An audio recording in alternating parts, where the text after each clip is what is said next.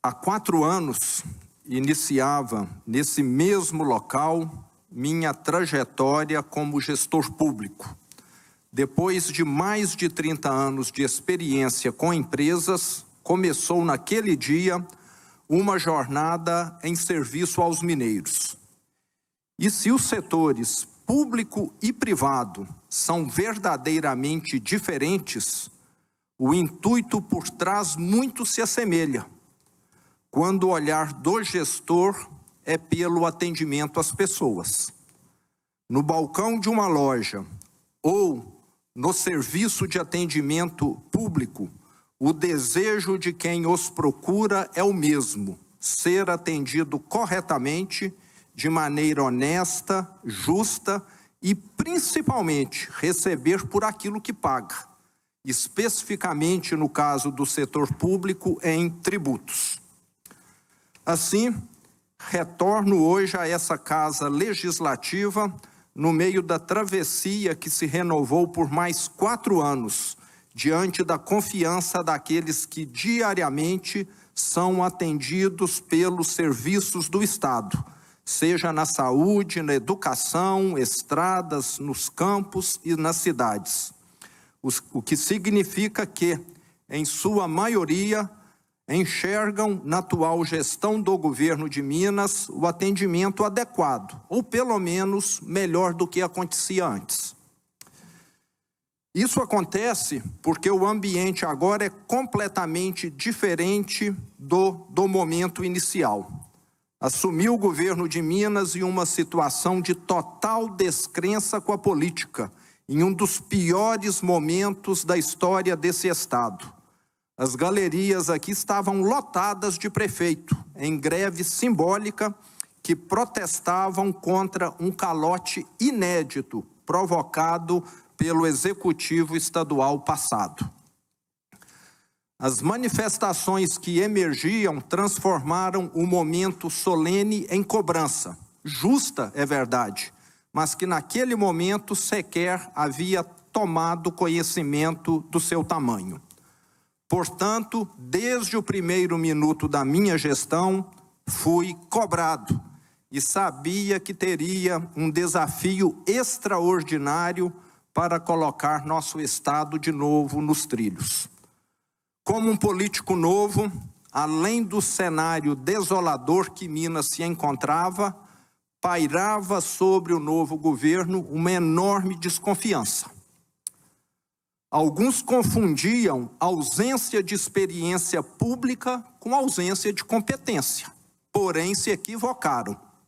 Com a mesma humildade que subi na tribuna desta casa há 4 anos, aqui retorno para demonstrar que, com trabalho, com respeito ao dinheiro público, com cortes de mordomias e escolhas de profissionais com competência técnica, é possível sim fazer um governo diferente, com o objetivo de transformar o Estado de maneira eficiente, um caminho que não foi fácil. Os desafios que se apresentavam já no primeiro dia do meu mandato, com um Estado insolvente, sem recursos para pagar salários, fornecedores e até cumprir os repasses constitucionais com as prefeituras, se mostravam ainda maiores ao longo dessa jornada. Já no primeiro mês do governo, enfrentamos a tragédia de Brumadinho e assumimos a responsabilidade de buscar uma justa reparação aos atingidos, uma justa compensação pelo impacto socioeconômico e ambiental provocado em todo o Estado e de solucionar a crise de insegurança gerada por mais um rompimento de barragem de enormes proporções. Firmamos o maior termo de reparação da história do Brasil, no valor de 37 bilhões e que já dá resultados práticos. Junto com o Ministério Público e esta Assembleia Legislativa, implementamos a Lei Mar de Lama Nunca Mais, que aumentou a segurança dos empreendimentos minerários e tornou mais rigoroso o monitoramento da atividade. As barragens a montante foram proibidas em novos licenciamentos e as já existentes estão em processo de descomissionamento. Estruturas como essas que causaram os desastres de Brumadinho e Mariana serão parte de um passado. A partir do meu segundo ano de gestão, também enfrentamos a maior pandemia dos últimos 100 anos, que nos colocou sob pressão, a ponto de, em determinado momento, ter que exigir restrições para o bem-estar coletivo. Tivemos que gerenciar uma demanda de saúde pública só vista em cenários de guerra. Entramos em estado de calamidade pública, movemos forças imensuráveis para comprar equipamentos, contratar médicos, abrir leitos e reduzir os impactos da enorme crise sanitária e social. Fizemos a maior operação de vacinação da história. Ainda estamos superando a pandemia, mas já ultrapassamos o pior, com relevante índice para nós mineiros. A menor taxa de mortalidade das regiões Sul, Sudeste e Centro-Oeste. As vidas salvas não retiram a dor e o sofrimento de famílias que perderam seus entes queridos, mas são um alento e demonstração que a gestão pública dos recursos e da saúde foi feita de maneira honesta e com responsabilidade. Em meio aos desafios previstos e tantos outros inesperados, alcançamos conquistas e melhorias em praticamente todas as áreas de atuação do Estado. Resumidamente, vou elencar aqui as principais. Pagamos 30 bilhões em dívida, inclusive com as prefeituras que agora têm condição de investir. Alcançamos o posto de estado mais seguro do Brasil, segundo dados do Ministério da Justiça. Aumentamos a participação da economia mineira no PIB do Brasil de 8,8% para 9,3%, o melhor resultado em 20 anos. Facilitamos a vida de quem trabalha e produz. Geramos mais de 600 mil empregos direto com carteira assinada nesse período. Atraímos mais de 270 bilhões de reais em investimentos privados. Reformamos 1.700 escolas estaduais. Retomamos o pagamento do piso mineiro de assistência social e reajustamos o valor do mesmo em 50%. Um compromisso com as prefeituras e as pessoas mais vulneráveis. Estamos dando uma profissão para 130 mil jovens mineiros que estão participando dos cursos técnicos do Trilhas de Futuro. Tivemos investimentos recordes em saúde, com reforma e ampliação de hospitais e das cirurgias eletivas. Fomos também o primeiro estado da América do Sul a aderir à campanha Race to Zero, com o compromisso de zerar as emissões de gases estufa até 2050, demonstrando nosso compromisso com a sustentabilidade. Os servidores passaram a receber em dia os seus salários e benefícios e tiveram em 2022 a reposição inflacionária, uma obrigação que ficou quase 6 anos sem ser cumprida. Nos momentos críticos da economia brasileira, também congelamos tributos e reduzimos impostos para aliviar o bolso dos mineiros. E fizemos tudo isso sendo o estado mais transparente do Brasil, segundo o ranking da Controladoria Geral da União, demonstrando que é possível, sim, fazer gestão pública de maneira honesta, justa e, principalmente, respeito com os recursos públicos. É verdade que não tivemos somente acertos, mas vale ressaltar que minha gestão tem a humildade de estar sempre aberta ao diálogo que promova melhorias. Sem qualquer compromisso com o erro, muitas vezes precisamos reavaliar decisões e corrigir rotas. Há conhecimentos que só a experiência é capaz de trazer, mas só é possível alcançá-lo se houver abertura ao diálogo para ouvir contraditórios que permitam ampliar a visão. As urnas mostraram, com a nossa vitória em primeiro turno, que o nosso saldo é positivo e que estamos trilhando o caminho certo. Por isso, teremos mais 4 anos para trabalhar. Após arrumar a casa e colocar o trem de novo nos trilhos, estamos prontos para fazer essa locomotiva acelerar. Com a experiência adquirida, agora em um cenário mais positivo de equilíbrio fiscal, meu compromisso é o de fazer nesses próximos 4 anos um governo muito melhor do que o primeiro. E para isso, conto com o auxílio e contribuição dos senhores e senhoras. Temos muito o que fazer ainda.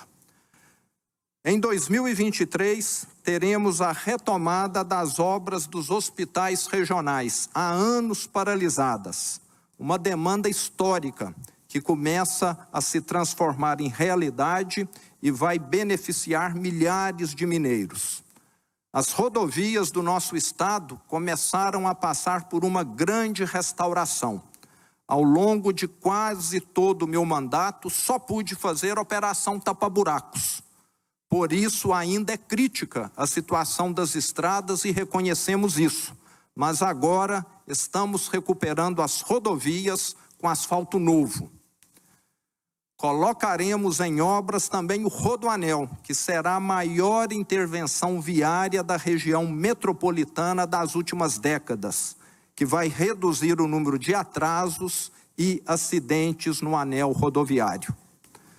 Conseguimos garantir o leilão do metrô de Belo Horizonte, um investimento de mais de 3 bilhões que vai, enfim, melhorar o sistema atual e expandir a linha para o Barreiro, facilitando o transporte de milhares de pessoas na capital.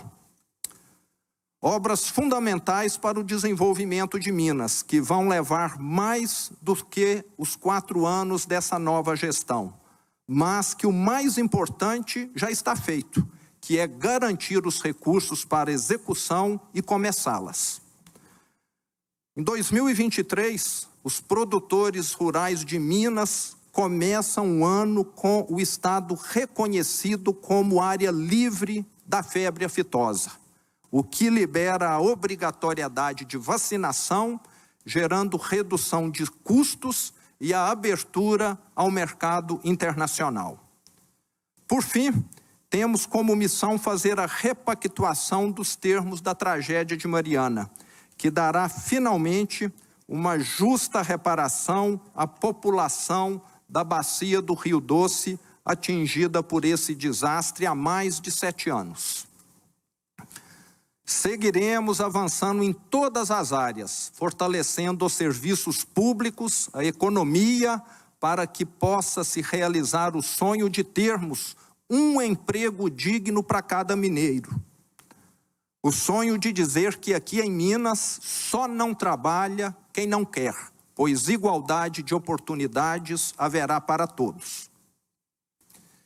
Em meu primeiro discurso de posse, disse que Minas sairia da crise em que estava maior do que entrou.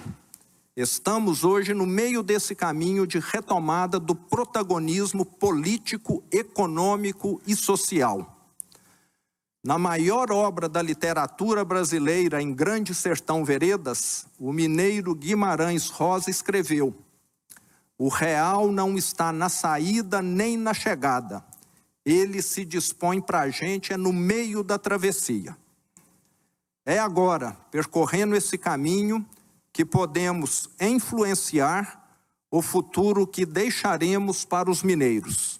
A saída já ficou para trás, é parte do passado. A chegada é uma meta, mas a nossa travessia está em curso e ela será bem mais rápida e bem-sucedida se estivermos todos juntos no mesmo barco, remando na mesma direção. Tenho certeza que o bem-estar dos mineiros é um interesse comum entre o Poder Executivo, Legislativo, Judiciário, Ministério Público, Defensoria Pública e a sociedade civil. Todos temos como missão fazer de Minas e do Brasil um lugar mais livre, mais rico e mais igualitário.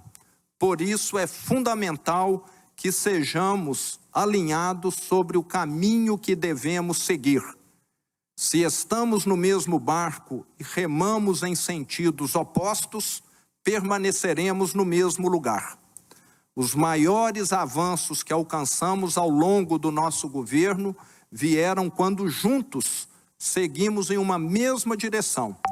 Cito como exemplos o termo de reparação da tragédia de Brumadinho e os acordos firmados para os pagamentos das dívidas com os municípios e também com o Tribunal de Justiça.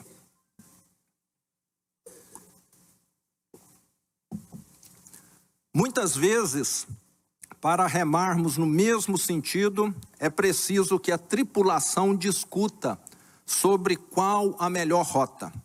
E chegar a esse entendimento pressupõe diálogo e respeito mútuo. Ao depararmos com dificuldades para um consenso, o caminho deve ser sempre o da flexibilidade para concessões e disposição para continuar o trabalho em busca de união, e nunca o de lutar para ver quem rema mais forte. Tenham a certeza que o governo de Minas seguirá os próximos anos pautado por esses princípios de colaboração, justiça e transparência. Muitos dos desafios que enfrentaremos nesse nosso governo só serão superados com o apoio dessa Casa Legislativa. Temos e teremos projetos importantes para destravar o desenvolvimento do Estado. Como disse, estamos todos no mesmo barco, temos todos o mesmo objetivo. Por isso, conto com os senhores deputados e senhoras deputadas para atuarmos como um grande time que conduzirá Minas para um outro patamar. Essa é a principal meta do meu segundo governo. E podem contar também com o apoio do Executivo Estadual para discutir as pautas relevantes que surgirem do Parlamento e que são fundamentais para essa evolução. Vamos caminhar em harmonia com os demais poderes para alcançar um Estado eficiente, que melhore a vida de todos, servindo de exemplo ao Brasil de que é possível um projeto político inovador, com compromisso fiscal, transparência e valorização da execução técnica, voltado exclusivamente para atender corretamente, de maneira honesta, justa e principalmente oferecer serviços com qualidade, respeitando os recursos pagos em tributos, provenientes do esforço e do trabalho de todos nós mineiros. Teremos, com toda certeza, um ótimo 2023. Fica aqui os meus votos de um feliz ano novo para todos. Muito obrigado.